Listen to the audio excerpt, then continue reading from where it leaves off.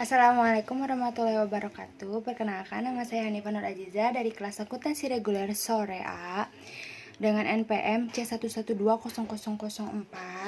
Di sini saya akan menyampaikan ide bisnis saya, yaitu Indomie versus sambal Indonesia. Nah, latar belakang dari ide bisnis saya yaitu pada dasarnya remaja zaman sekarang sangat sekali menyukai pedas. Apa salahnya jika saya membuat rasa pedas itu langsung dari sambalnya kan? Agar mereka tahu jika sambal itu adalah ciri khas Indonesia kan. Nah, karena sekarang tuh banyak banget ya yang jual gitu makanan pedas, apapun gitu yang berbau pedas. Terus anak remaja zaman sekarang tuh pengen banget karena ngelihat dari rasa pedas itu kayak dalam bahasa Sundanya tuh kabita lah maksudnya gitu ya. Terus ada yang kedua, alasan saya memilih ide bisnis ini gitu, memilih ide bisnis Indomie versus sambal Indonesia. Yang pertama adalah belum ada di sekitar saya itu belum ada yang menjual ini gitu. Nggak tahu ya kalau misalnya yang di daerah lain tuh kurang tahu gitu. Kalau di daerah saya sih belum ada, tapi makanya saya ingin membuat hal yang baru gitu. Terus yang kedua ada pembuatannya praktis dan bahan-bahannya mudah dicari gitu atau mudah didapatkan. Lalu yang ketiga ada dimix dengan sambal agar menjadi ciri khas Indonesianya. Jadi bukan karena pingin agar anak remaja tuh suka sama makanan yang pedas-pedas gitu, tapi saya juga mau mengedukasikan kalau sambal itu emang ciri khas Indonesia. Terus sambal itu kan banyak. Nah, kenapa saya milih sambal gitu kan ya, karena kan Indomie tuh variannya banyak ya. Terus kalau saya lihat juga Indomie tuh banyaknya tuh variannya tuh sambal. Pertama ada sambal mata, sambal rica-rica, sambal goreng Aceh, sambal terasi kalau nggak salah, atau sambal banyak lah pokoknya. Makanya kenapa saya milih pingin Indomie gitu. Dari kalau bisa dibilang sih itu harga produksinya murah ya kalau mau saya sih. Terus ada juga yang ketiga adalah tujuan usaha saya. Nah, yang pertama ada memenuhi kebutuhan konsumen. Maksudnya memenuhi kebutuhan konsumen tuh yaitu kan anak remaja sekarang tuh banyaknya yang suka pedas kan. Jadi saya pengen mereka tuh selain makan sambil edukasi, misalnya oh ini sambal rica-rica tuh dari mana ya gitu ya, mungkin ya sebagian orang. Terus kan saya tuh pengennya tuh bukan buat anak remaja yang pedas gitu tuh. Kenapa saya ambil sambal? Karena biasanya ya orang tuh suka banget gitu sama yang sambal gitu tuh kan. Makanya ya agar bukan anak remaja aja gitu yang misalnya nanti kalau saya bikin kafe gitu yang nongkrong tuh bukan anak remaja aja tapi orang tua juga gitu maksudnya. Maksud yang kedua adalah menciptakan peluang usaha baru. Nah, kenapa? Karena sekarang tuh banyak banget ya yang nganggur gitu, banyak banget yang nganggur kan. Mereka tuh pengangguran tuh biasanya tuh pengennya tuh jadi karyawan kan, bukan jadi bos gitu. Maksudnya dia tuh kenapa enggak menciptakan peluang usaha baru gitu kan, kenapa mereka tuh malah mencari lowongan kerja gitu kan. Sebenarnya itu juga buat aku sih, aku juga kan sekarang masih kerja ke orang gitu, belum menciptakan usaha baru gitu ya. Siapa tahu dengan ide bisnis ini gitu kan kedepannya nggak ada yang tahu ya, siapa tahu ide bisnis ini bisa jalan gitu kan ya, semoga, amin. Lalu yang ketiga adalah menerapkan kemampuan berwirausaha. Karena dari SMP aku tuh belajar kewirausahaan kan. Terus tiap tahun tuh pasti ada aja gitu harus masak ini. Pokoknya kita harus jualan gitu kan. Emang sih aku juga udah suka ya, dari dulu tuh suka jualan gitu. Apapun gitu, kayak meskipun makanan gitu kan, karena orang tua aku tuh suka banget masak ya yang aneh-aneh gitu. Aku tuh suka bawa puding jagung, puding apa gitulah. Terus kayak bawa risol, terus bawa ciba yang gitu ke sekolah tuh. Aku juga sempet jualan dulu gitu ya. Cuma cerita aja sih, karena orang tua aku seneng masak gitu yang aneh-aneh. Aku bawa jualan ke kantor, ke sekolah gitu. Itu laku banget gitu. Sampai sekarang pun aku kerja ya, gak jualan sih, cuman bawa aja gitu. Orang tua aku kan kerja juga gitu kan, ibu aku. Terus dia tuh seneng banget masak, terus seneng juga bagi-bagi gitu ke orang. Makanya dia tuh suka nerapin ke aku, kalau misalnya bawa tuh jangan dikit, katanya banyak aja kan gitu.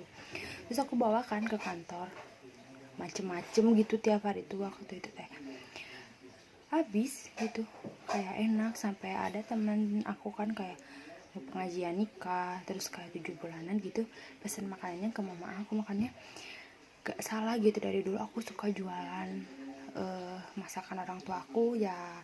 Terus aku juga sih cita-citanya emang dari dulu pingin jadi pembisnis gitu, pingin ya mungkin stepnya ibu aku kan gitu maksudnya. Cuman ya mungkin sekarang bukan jalannya gitu, tapi kan nanti ke depannya nggak ada yang tahu gitu ya.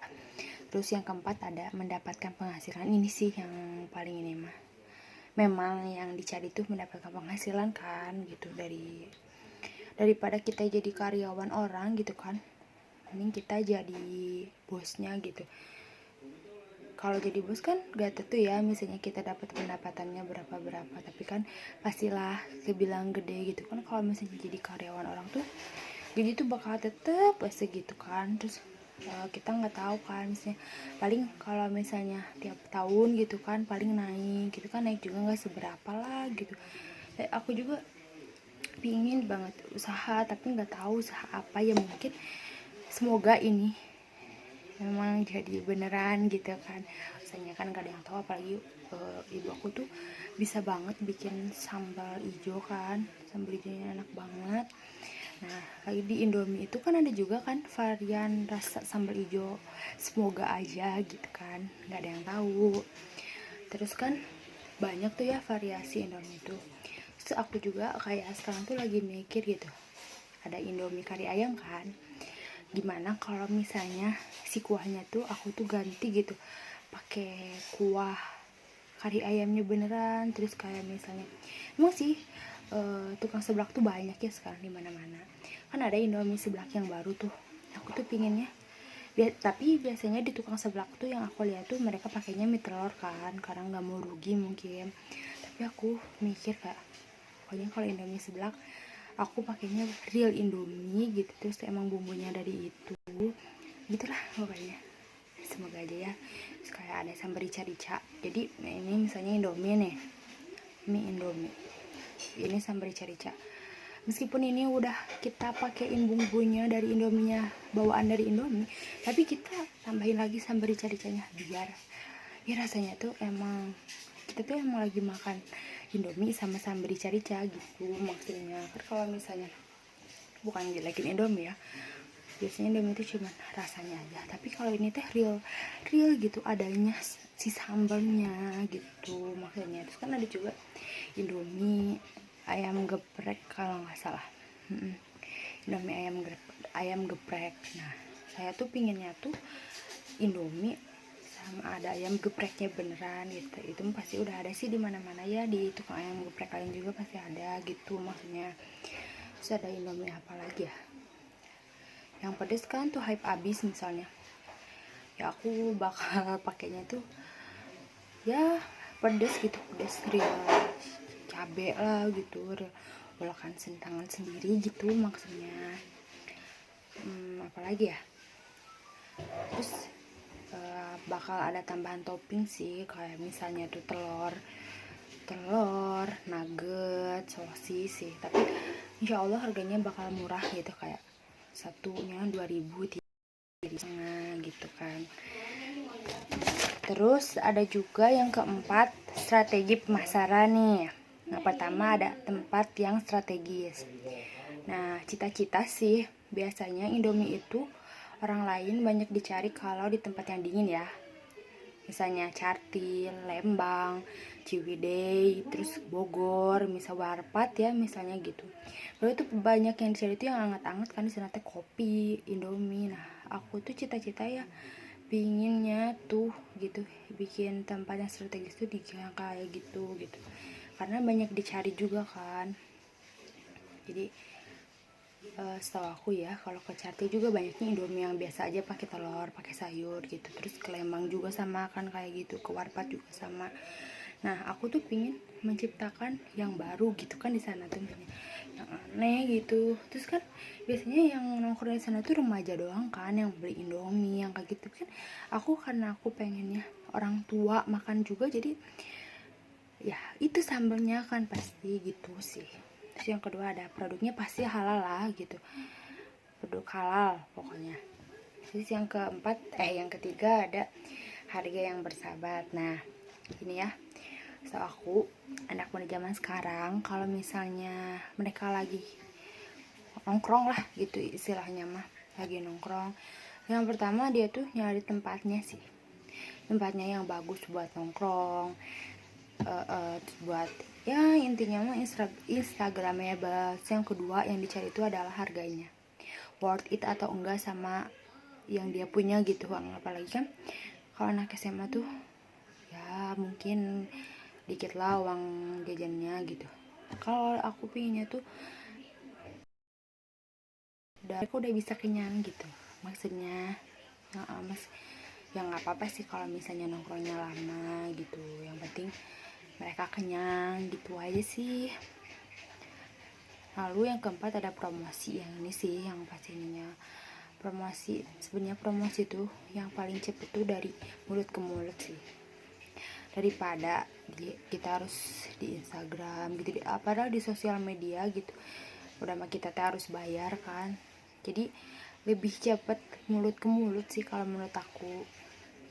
Terus ada juga analisa SWOT gitu buat usaha baru aku nanti, ide bisnis aku. Yang pertama adalah strength, memiliki harga yang terjangkau. Itu pasti kan yang tadi aku bilang, supaya yang nongkrong tuh apa ya, betah lah gitu maksudnya tuh. Jadi nanti bukan Indomie aja sih aku bakal, karena itu kan sambal tuh ciri khas Indonesia banget ya. Aku tuh pingin ada, karena aku tinggalnya orang di Sunda ya, jadi aku tuh pingin ada kayak surabi, ada bandros, ada cucur, kue basah yang kayak gitu sih aku pinginnya. Jadi kan itu bisa dibilang cemilan kan, karena di Bandung tuh lagi hype-nya tuh tempat ngopi gitu kan. Terus kan yang dicari ke tempat ini juga adalah kopi sih kalau menurut aku. Nah, aku juga pingin ada kopinya gitu, ada coffee shopnya gitu di sana tuh gitu lah pokoknya. Terus yang kedua ada bahan yang aman tanpa bahan pengawet.